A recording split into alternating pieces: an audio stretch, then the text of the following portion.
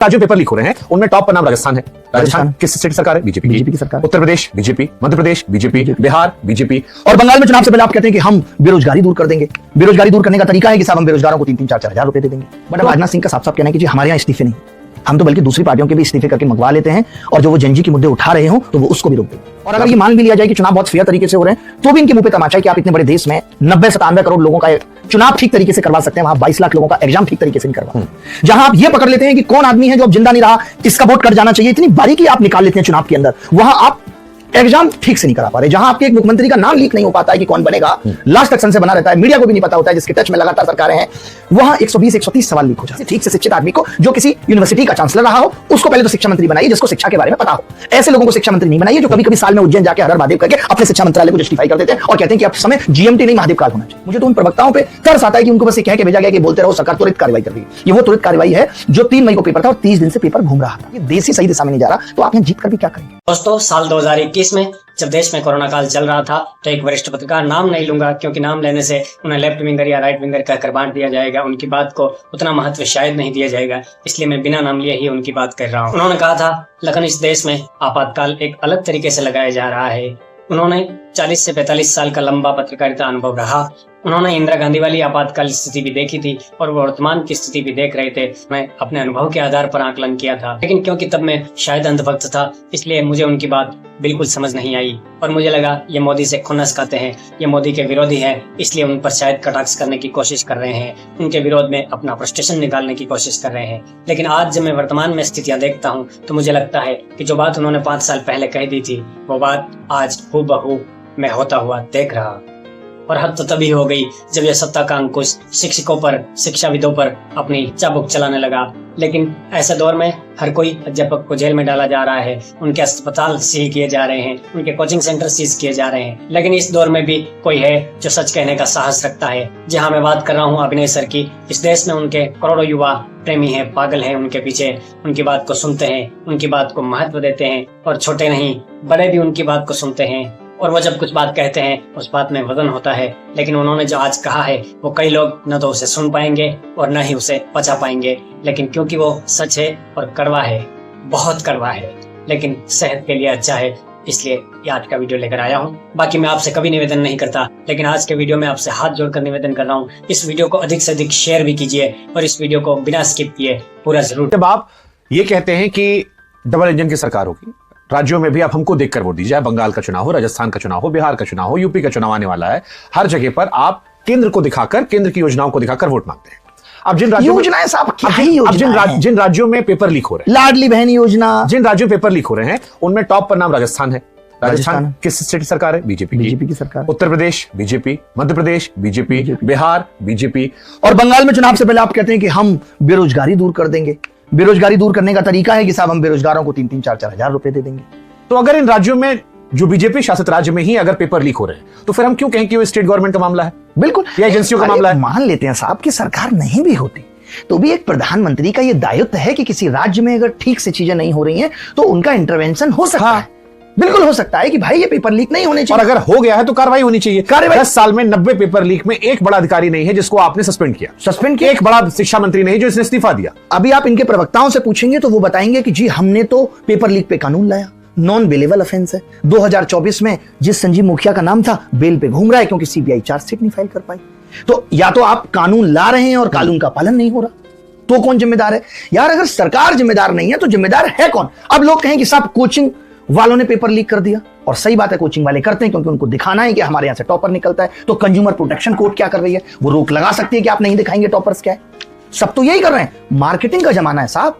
मोदी जी खुद इतनी मार्केटिंग कर रहे हैं। आप इंस्टाग्राम पे इतनी वेबसाइट देख लेंगे जो इतने सुंदर सुंदर कपड़े दिखा के आपको चेप देती हैं, भाई साहब रिटर्न नहीं है, क्योंकि मार्केटिंग का दौर है। जापान में आपको पता है अगर बिस्किट इतना बड़ा है तो इतना बड़ा ही दिखाया जाएगा। इन सब पे एक्शन कौन लेगा? मैं यही कहता हूं कि काम ठीक से कर कौन रहा है। इसीलिए मैंने ये बयान भी दिया जो लोगों को बड़ा चुप गया कि वित्त मंत्री से वित्त मंत्रालय नहीं संभल रहा, महंगाई कंट्रोल नहीं हो रही, फसाई से नकली पनीर, नकली खीरा, नकली सब्जियां नहीं संभल रही, और इन आयोगों से नकली भर्तियां नहीं रुक रही। आप नकली पुलिस तैयार कर रहे हो, नकली शिक्षक तैयार कर रहे हो, तो देश को आप किस दिशा में ले जा रहे हो? और सबसे दुखद ये कि इन सब के बाद उस व्यक्ति को प्रमोशन दे रहे हो, भाई। और आपको नहीं लगता कि अगर कोई, पहले भी हम लोग देखते थे, पहले की राजनीति में भी, कि अगर किसी नेता का बयान गलत आ गया है तो कई बार उसको उसके पद से हटा दिया जाता था। बट अब राजनाथ सिंह का साफ साफ कहना है कि जी हमारे यहाँ इस्तीफे नहीं, हम तो बल्कि दूसरी पार्टियों के भी इस्तीफे करके मंगवा लेते हैं, और जो वो जनजी के मुद्दे उठा रहे हो तो वो उसको भी रोक देंगे। आपने जनजी का जिक्र किया, जनजी के नेता बहुत वायरल हो रहे थे। बहुत वायरल हो रहे थे, वायरल किया जा रहा था उनको, जिसमें ये दिखाया जा रहा था कि ये बड़े बड़े मुद्दे उठाते हैं। उन बड़े मुद्दों में समय से चाय पे वो बात कर रहे थे। आईपीएल की फुल फॉर्म वो उस टाइम इंडियन पेपर लीग बताया करते थे, आज वो कहां है पता नहीं। तो क्या इस देश में सब कुछ कंप्रोमाइज होता चला जाएगा? तो क्या इस देश में हर आदमी बेवकूफ बनाने लगा है? हर आदमी बेवकूफ बनाने में। मतलब बिल्कुल राघव चड्ढा वाला केस बड़ा आइकॉनिक केस है, क्योंकि राघव चड्ढा ने जेंजी को लेकर बहुत सारी बातें की। आम आदमी पार्टी से अलग होते वक्त वो जेंजी का जिक्र कर रहे थे कि मैंने बिल्कुल जेंजी के लिए आवाज उठाई। बिल्कुल वो कह रहे थे कि आप कांग्रेस बीजेपी हिंदू मुसलमान वाला मुद्दा नहीं उठा रहे हो, बीजेपी का सीट वीट वाला। तो उन्होंने कहा मैं असली मुद्दे उठा रहा हूं, जनता के मुद्दे। 22.5 लाख बच्चे, 22.5 लाख, ये जनता का मुद्दा नहीं है। और 22.5 लाख का अगर परिवार, हम तो उन्हें पढ़े लिखा नेता मानते थे, अब शायद लग रहा है कि उनको इतनी समझ नहीं है कि इससे देश का कितना बड़ा नुकसान है। 22.5 लाख, अगर आप एक फैमिली में 4 भी आदमी होंगे तो लगभग 1 करोड़ आदमी। 1 करोड़ आदमी हो गए, और नीट का पेपर देता है, नाना नानी से लेके दादा दादी सब इन्वॉल्व होते हैं, और नेशनल मीडिया दिखा रहा है, तो आप समझ लीजिए मुद्दा बड़ा है। बिना टीआरपी के नेशनल मीडिया इतनी सी बात नहीं दिखाता है साहब, उनको भी पता है कि इससे कितने सारे लोग इफेक्ट हो रहे हैं। नेशनल मीडिया में आने का मतलब है, हम तो डीओपीटी मिनिस्टर साहब से भी मिले थे, उन्होंने खुद कहा कि हम सिर्फ नेशनल मीडिया देखते हैं। अब पता नहीं क्यों नहीं देख रहे नेशनल मीडिया, टीवी देखते हैं बस, वो यूट्यूब नहीं देखते। और फेसबुक का तो दौर ही खत्म हो गया, जिस तरीके से पेज बंद हो रहे हैं, लोगों के आवाज उठाने से रोका जा रहा है। फिर हम एक तरफ कहते हैं कि नहीं यार, हम तो श्री राम के जीवन से सीखते हैं, जो आदमी रात में निकल के अपनी आलोचना सुनता था कि कौन मेरे बारे में क्या कह रहा है, और यहां आलोचना रुकवाने के लिए आईटी एक्ट लाया जा रहा है कि आप बोल नहीं सकते। और क्यों ना बोले, मतलब मैं यही पूछना चाहता हूं, मुझे भी बहुत लोग बोलते हैं कि भाई आप क्यों बोलते हो। खुद मेरे घर में भी लोग मुझे बोलते हैं कि आप क्यों बोलते हो। अच्छा, कोई नहीं बोलेगा, कोई नहीं बात करेगा। आपको पता है, अगर लोगों ने बात नहीं की होती, नहीं मुद्दा उठाया होता, तो आज ये पेपर कैंसिल भी नहीं होता। नीट 2024 में ये लोग इतनी जल्दी प्रोसेस करके निकल गए थे कि मुद्दा बढ़ता उससे पहले ही लोग डायरेक्ट सुप्रीम कोर्ट पहुंच गए। एक गलती ये हुई थी नीट के टीचर से कि डायरेक्ट सुप्रीम कोर्ट जाने का मतलब कई बार होता है कि आप हार के आ गए, तो अब आपके पास ऑप्शन नहीं है। और हम भी देखते हैं एसएससी के इतने मुद्दों में हमने पीआईएल लगाई, इतनी सारी पिटीशंस हमारी गई, जिसमें हमने 2.5 साल दिया साहब, और सुप्रीम कोर्ट में अंत में हमें यह कह दिया गया कि better luck for next time. High court ने हमें कह दिया हमारे हाथ बने, हम नहीं कर सकते। आदमी कहां न्याय मांगने जाए? 2023 एसएससी वाला बच्चा रो रहा है, 2024 वाला रोता रह गया।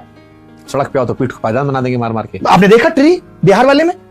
भाई, आंदोलन का अधिकार जो संविधान में दिया गया है, आप अपनी नाराजगी दिखा सकते हैं, आप वो नहीं दिखाने दे रहे।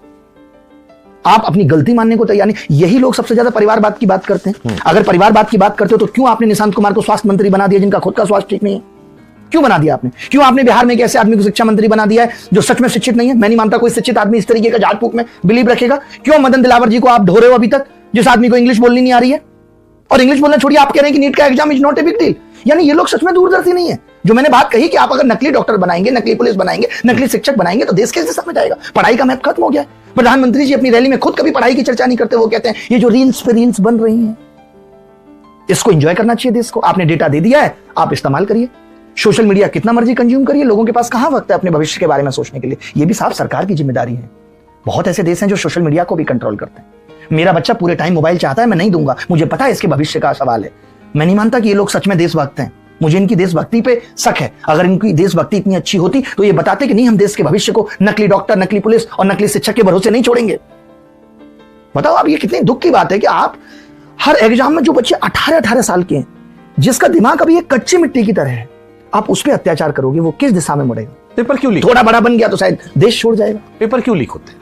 पेपर मैंने एक स्टोरी की, जब मैं पढ़ रहा था रिसर्च में, तो एक तो ये था कि सरकारी नौकरी ना के बराबर है, प्लस अभी भी माइंडसेट है कि सरकारी नौकरी आ जाएगी तो रुतबा बढ़ जाएगा। बिल्कुल। 1000 में से शायद जो लोग एग्जाम देते होंगे, बमुश्किल से 1-2 निकलते होंगे।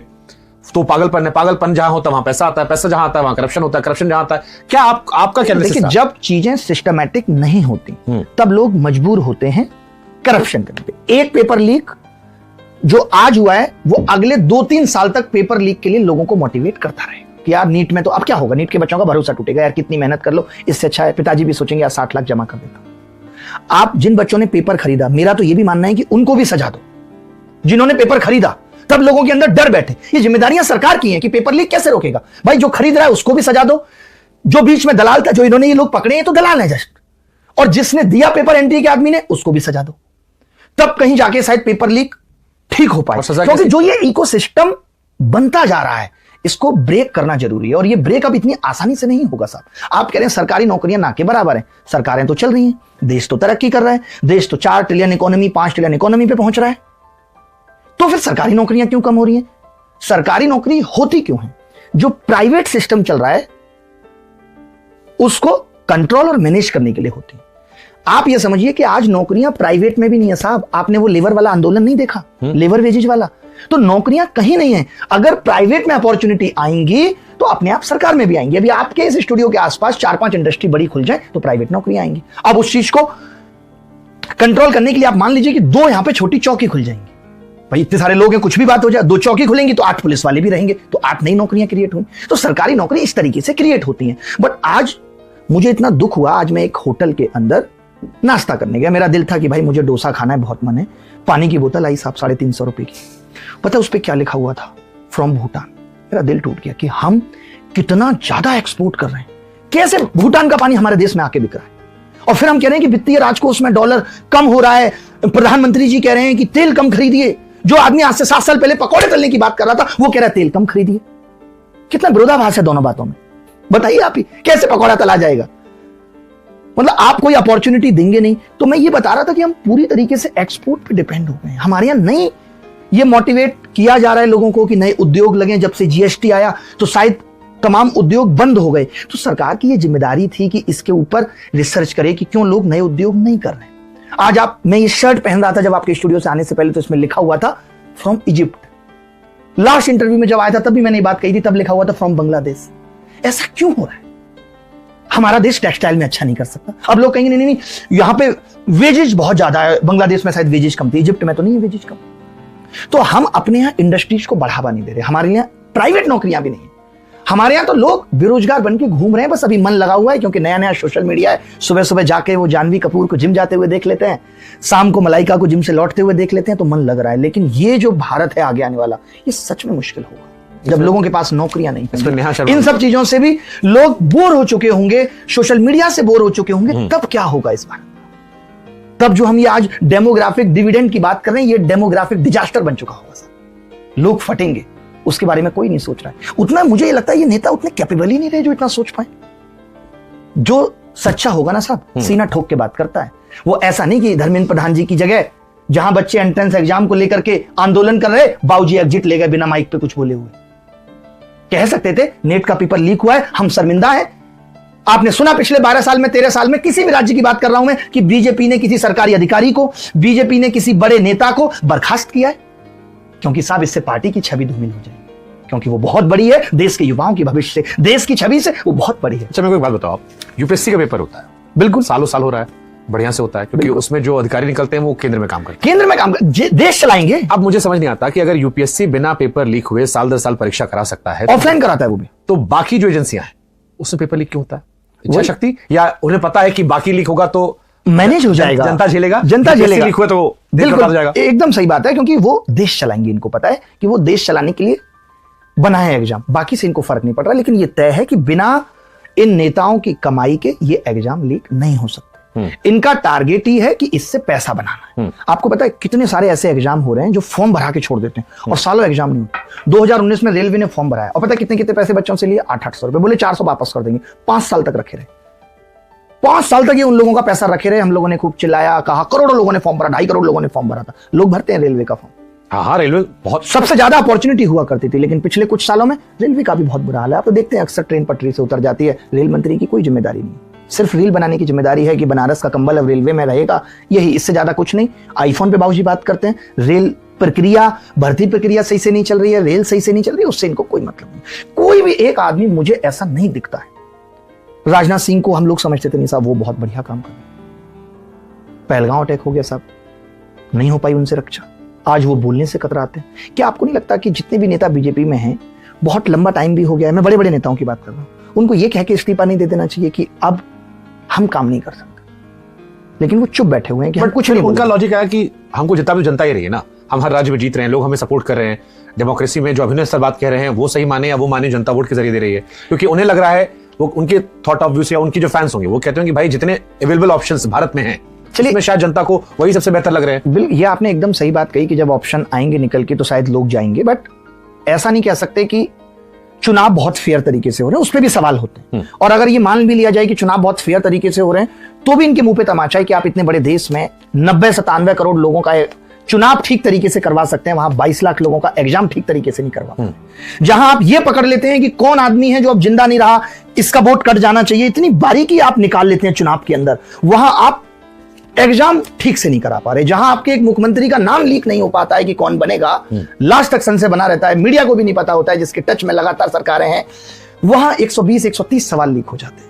तो ये भी दुर्भाग्य की बात है, ये भी उनके मुंह पे तमाचा है। एनटीए की औकात से ऊपर दे दिया है कि जहाज वाला माल जो था उसको ठेलिया लटका दिया है। बिल्कुल सही कह रहे हैं, एनटीए को भंग कर देना चाहिए। यही तो जनता चाह रही थी, यही हम लोग चाह रहे थे कि भाई आप शिक्षा मंत्री को बर्खास्त करिए, किसी ठीक से शिक्षित आदमी को जो किसी यूनिवर्सिटी का चांसलर रहा हो उसको पहले तो शिक्षा मंत्री बनाइए, जिसको शिक्षा के बारे में पता हो। ऐसे लोगों को शिक्षा मंत्री नहीं बनाइए जो कभी कभी साल में उज्जैन जाके हर हर महादेव करके अपने शिक्षा मंत्रालय को जस्टिफाई कर देते हैं और कहते हैं कि अब समय जीएमटी नहीं महादेव काल होना चाहिए। ऐसे लोगों को शिक्षा मंत्री नहीं बनाइए जिनको इस बात का गर्व है कि हमने उड़ीसा चुनाव जिता दिया, हमने बंगाल चुनाव जिता दिया, उसके बाद जब सरकार बन गई तो हमने मुख्यमंत्री की फोटो डाल के उसको बधाई दे दी। यही चल रहा है ट्विटर पे। इसके लिए तो ट्विटर नहीं था। ट्विटर पे क्या चल रहा है, बस एक दूसरे को बधाई दे दी, जन्मदिन आया तो बधाई दे दी, बधाई जिसको दी उसने थैंक यू लिख दिया, आपकी शुभकामनाओं के लिए तहे दिल से धन्यवाद। लेकिन नीट पेपर लीक पे किसी ने भी नहीं लिखा। ऐसे प्रवक्ता हैं, वो बेचारे लड़ खड़ा रही है उनकी जुबान। मुझे तो उन प्रवक्ताओं पे तरस आता है कि उनको बस ये कह के भेजा गया कि बोलते रहो, सरकार त्वरित कार्रवाई कर रही है। ये वो त्वरित कार्रवाई है जो 3 मई को पेपर था और 30 दिन से पेपर घूम रहा था, टेलीग्राम पे घूम रहा था, व्हाट्सएप पे घूम रहा था। लेकिन आपको पता है 4 मई से पहले किसका ध्यान था? सबका ध्यान तो सिर्फ चुनावों पे था। तो चुनाव इतनी प्रायोरिटी है और कोई हर्ज भी नहीं है, ठीक है रखिए चुनाव प्रायोरिटी, लेकिन शिक्षा भी तो प्रायोरिटी है। अगर ये देश ही सही दिशा में नहीं जा रहा तो आप यहां जीत कर भी क्या करेंगे? तो दोस्तों, अभिनय सर ने जो कहा, आप उस बात से कितना इत्तेफाक रखते हैं? अपनी राय कमेंट बॉक्स में जरूर लिखें। वीडियो पसंद आए तो वीडियो को लाइक करें। हमें फॉलो करने के लिए हमारे चैनल को जरूर सब्सक्राइब करें। मिलते हैं किसी नए वीडियो में नए टॉपिक के साथ, तब तक के लिए जय हिंद।